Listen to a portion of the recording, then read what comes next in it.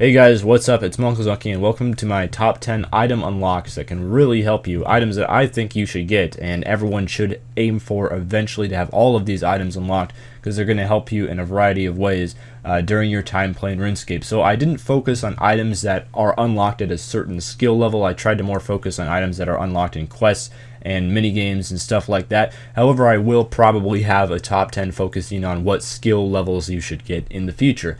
However, before we actually get into the top 10, let's go over some items that I think are very useful but didn't quite make the list. First of all, I have the Fremennik Sea Boots 4. These are incredibly useful because they give bonus damage to Dagannoth Kings and note Dagannoth bones, and they also make it faster to cap at Miscellanea. The second one is the Inferno Adds. You need 92 fire making from this and doing the Old Fired Up minigame. And this is nice because when woodcutting, it can have a 33% chance to burn logs, so you get fire making XP while you're woodcutting. Really handy. The third one here is the Ring of Slaying. I believe this costs 300 Slayer points to unlock from a Slayer Master, and you also need 75 crafting, but it provides a whole bunch of really useful teleports on it. The next one here is the Explorer's Ring. Very nice for farm runs because you can teleport to a cabbage patch. Also has high alchemy on it, which I actually use for some odd reason, and a superheat item. The next one here is the Ectophile. You get this as a reward from the Ghosts Ahoy quest. It's a really nice thing during herb runs. Nice teleport to the Port Phasmatis patch. Next one here is the Dragon Rider Amulet reward from the One of a Kind quest, and this one is nice because it has the highest prayer bonus of any amulet in the game, and it's a very well-rounded amulet. It gives bonus to all three combat styles, so if you're at a place where you're using more than one combat style, it's very good. Kind of like a Theory, but higher prayer bonus. The next one here is the Six Age Circuit reward from the World Wakes quest. It gives you a teleport to the World Gate, which you can fight like Nihils and Muzzpuzz at. Also a teleport to the Automaton's place, and it provides some nice bonuses. Again, a well-rounded ring, and it's free. The next one here is the Kiln Cape. You get this from completing the Fight Kiln. It's a pretty good cape, has very good offensive stats compared to most other capes. Again, this gets overshadowed by, completionist capes and max capes and stuff like that, and even like a Reef Walker's cape, but until you get to that point, Kiln Cape is a very good cape. The final one here is the Witch Doctor's Mask. You get this from completing the Juju Hunter minigame, and this thing allows you to teleport to the Juju Hunter area as much as you would like, and you don't have to buy those teleport spirit bags anymore. So all 9 of these are very good items to have, and some of them came very close to making the list. It was hard to leave Fremennik Sea Boots out for me, but I realized they're really only useful at DKs and not everyone does them, so even though I have a personal preference, I didn't feel like they're really worthy of the list. But let's go on into the top 10, and these are some items that you should really be focusing on unlocking as soon as you possibly can. The number 10 item on the list is the Draken's Medallion. You get this as a reward from the Branches of Darkmare quest. This one is really handy because it provides teleports to Barrows and really all around Mauritania. So especially if you have to go into, for example, the city of Meyerditch to complete a task system, or if you have to go to Darkmare to do a Slayer task there, if you have to go to Berg de Rot for some reason, it provides all these teleports, and also it doesn't really cost anything because you can recharge it very easily. I find this incredibly helpful for doing both Barrows runs and Rise of the Six runs. Also, you have a teleport to Meyerditch Laboratories on here, which can be nice if you want to do Bloodveld tasks there. So 5 really handy teleports, and it's free, and you don't even have to complete the quest to do it. You get it very early on in the quest, and it will have the Barrows teleport fairly early on in the quest.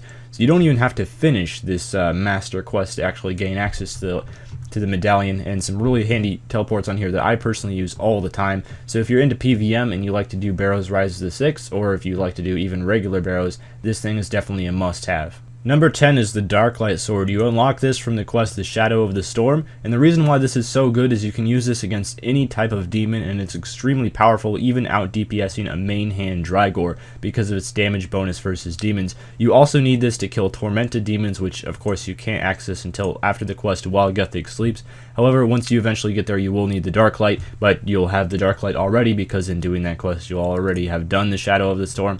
But this is incredibly useful for tasks like Black Demons or Abyssal Demons, especially if you don't have access to Drygors, as you can do extremely high damage to them. Also, it doesn't degrade, so you get to use it on all those demon tasks and you don't have to use repair charges. Number 8 on the list is the Barrows Gloves, or also known as the Colonimancer's Gloves 10, and you get these as a reward from completing the entire Recipe for Disaster quest. You have to complete all the subquests and kill the boss at the end.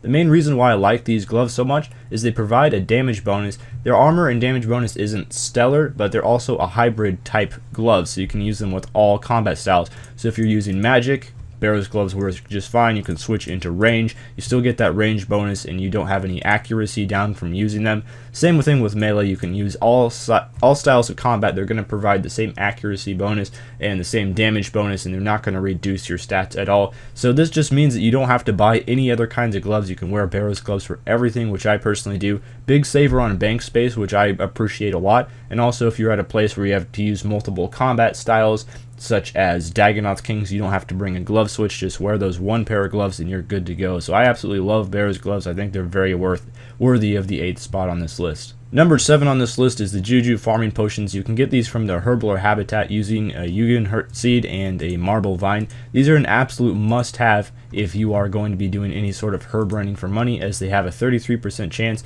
of harvesting double herbs. So it's really important to have these if you're going to be doing some herb runs, because you'll get way more herbs and also make way more profit. I absolutely love doing herb runs myself, and I do realize that they're not for everyone, but I think this is a must-have for herb runners, and in the long run they will earn you so much additional money if you do herb runs over a long period of time that they are 100% a must-have. Number 6 on this list is the Jack of Trades aura. Now this is one that you can't really influence on your play in game, but you actually get it just from being a member for a while, as you buy it in the Solomon shop for loyalty points. However, this is a must-have, and the reason why I love the Jack of Trades aura so much is it appeals to the widest variety of players. Whether you're a skiller or a PVMer or a mercher, you can always use a little bit of extra XP and agility or some skill that you hate to train, and it only takes a minute or two a day to perform, and you get a good amount of XP. So that's why I think the Jack of Trades aura is such a great and must-have item. My number 5 item on this list is the Arty Cape 4. Now this one has pretty high requirements, but this also kind of applies to the Arty Cape 3 since they have a few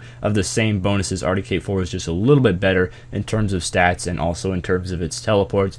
But the Arty Cape 4 can teleport you to the monastery south of Arty, which is really nice for restoring your prayer after a PVM trip or something. Or my favorite one, the farming patch north of Arty, teleports you right there. The Arty Cape 3 only has 1 teleport a day here, but the Arty Cape 4 has unlimited. This cape is just so incredibly useful because it's a good hybrid cape with pretty good stats for someone that doesn't have the best requirements to like unlock killing capes and stuff like that. Also, it's free, so you can use it for PKing and get it back without having to go through another fight caves or fight kiln. And it has other bonuses that are actually very handy. For example, you get more sand from Bert every day, so you can collect more money free from him if you choose to do that. The Arty Cape 4, you get about 26k worth of buckets of sand from every day, which I like to take advantage of. And it also can restore your summoning, which is very nice for when you're at a Slayer task and the task is almost done, but your yak has 30 seconds on it and it's full of rune chain bodies and you don't want it to die.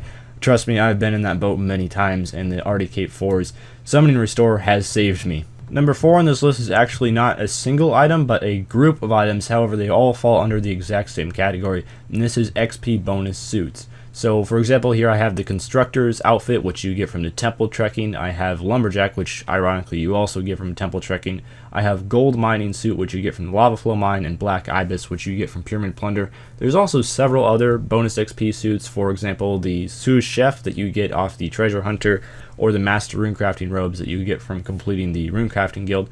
However, all of these suits give around a 5% bonus in their respective skills, so they're really good to get. Most of them are worth getting, although a couple of them are off Treasure Hunter, so you can't really control that. But these are going to grant you 5% extra XP in the skill if you have the entire suit. Really helps in the long run and makes getting 99 in that skill a little bit faster. Number 3 on this list is the Royal Crossbow. The Royal Crossbow had to be on this list because for most mid-tier players, this is going to be the first level 80 weapon that they achieve, which has much higher accuracy and damage than those level 70 or level 75 weapons that you're used to, and is really a huge upgrade. Also, it's not terribly expensive to repair, since all you have to do is use royal pieces on it to repair it, and the only requirements for this item are 70 smithing, 60 summoning, and also the ability to get through the first 3 stages of a QBD kill, which is significantly easier than the requirements of grinding out days of dungeoneering for your first chaotic. I would highly recommend that every mid-tier player that doesn't have a Royal Crossbow already and is still using a Black Salamander or hand cannon as their main range weapon, you need to get yourself a Royal Crossbow as soon as possible, as it is a huge upgrade and is really going to help you out with unlocking some of that stuff like harder quest bosses or even getting your first fire cape.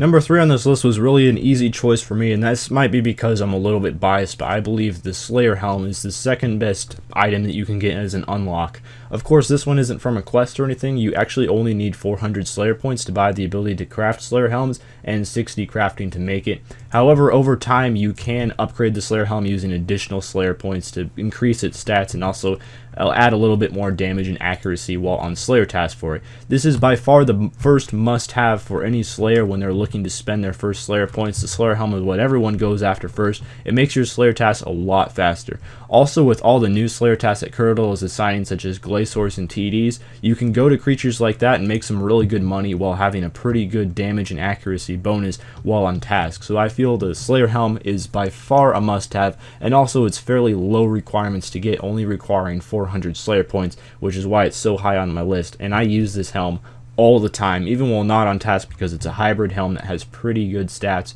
when you do upgrade it. So that means you don't have to buy separate helms for lower tier PVMs such as God Wars and have to use extra bank space for them. Now, for a top 10 items to unlock in RuneScape list, there is only one thing for me personally that could be number 1 on the list, and that is player-owned Port's armor. You can gain access to all 3 of the armors at relatively the same time. It takes a long time to get started in Ports, up to 3 months to get your first set of armor, but after that you can unlock the magic and range versions as well as a melee, depending on which one you go for first. And you get access to 3 armor sets at level 85, which didn't cost you anything to obtain, although there is a repair cost over time. And you gain access to these armors forever, and you can always make more if you lose them from just doing ports. And I love these armors so much because, especially with the recent tank armor buff, these armors are very, very good for camping bosses for long amounts of time. And they also mean that if you can't quite afford to spend money on those next sets or level 90 armor sets, you have a pretty good replacement in these ports armors. Also, along with the Port's armor, you also gain access to the ability to make your own Port's armor, which you can sell for a large amount of money. So you get to sell stuff like, you can make your own Tetsu, make your own Death Lotus, make your own Sea Singer, the tradable version at least, and you can sell it in the GE for a fair amount of money. So that's going to be about all for this top 10. I hope you guys enjoyed. Also, don't forget to leave in the comments what you think personally has been the most helpful item for you to unlock, what has helped you out the most, whether it be, really depends on your playstyle, which is why this top 10 was a little bit tricky to make, because for everyone they play a different way. That's why certain items will benefit them in certain ways differently. Also, let me know what items you're most looking forward to unlocking in the future. And finally, any top 10 lists you'd like me to make. I have a couple ideas for top 10 lists that I will be doing, but I'm not 100% sure on all of them. So any suggestions would be greatly appreciated, and I'll definitely take it into consideration. Anyway, that's about all for this video, and I just sold my Port's armor for a good amount of profit, made a little bit of money. That's another nice thing with Ports, is over time as you do it, not only do you get some cool armor, but you also get a decent money making method that can net you like a mil to 2 mil profit a day. But that's about it for me. Thanks for watching, and farewell.